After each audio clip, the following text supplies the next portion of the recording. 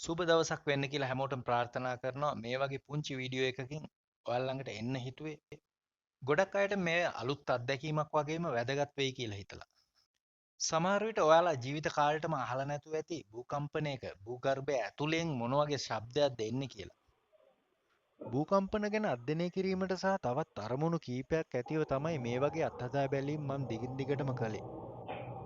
නමුත් භූගර්භයේ ඇති වෙන ශබ්දය පටිගත කරගන්න පුළුවන් කියලා දැන ගැනීම අහම්බෙන් සිද්ධ වෙච්ච දෙයක්. භූකම්පනයක් අතරතුර විවිධ දේවල් සෙලවීම තුලින් නැගෙන ශබ්දය ගැන නෙමෙයි මම කියන්නේ. ඉතින් මම හිතන්නේ මේ භූකම්පනයක් අතරතුර භූතල එකිනෙක ගැටීම හෝ ලිස්සා යාම නිසා ඇතිවන ශබ්දයක් කියලා. භූකම්පන අපකේන්ද්‍රයෙන් ගොඩක් දුර ඉන්න කෙනෙක්ට මේ ශබ්දය කනට ඇහෙයි කියලා මම නම් හිතන්නේ. හැබැයි භූකම්පනයක් වන අවස්ථාවේදී බිත්තියකට කන තියන් හිටියොත් මේ ශබ්දය ඇහෙයි කියලා හිතනවා. ඉතින් කාටද පුළුවන් භූකම්පනයක් වෙන අවස්ථාවේදී බිත්තියකට කන තියන් ඉන්න? භූගර්භය තුලින් මතුවන ශබ්දයක් නිසා භූමියට සම්බන්ධ ඝන ද්‍රව්‍ය තුලින් මේ ශබ්දය හොඳින් ගමන් කරනවා ඇති. එහෙනම් ඉයර්ෆෝන් එකක් තියෙනවා නම් ඒක යූස් කරලා ඔයාලම අහලා බලන්නකො මේ ඇඟිලි වැටෙන බියකරු ශබ්දය.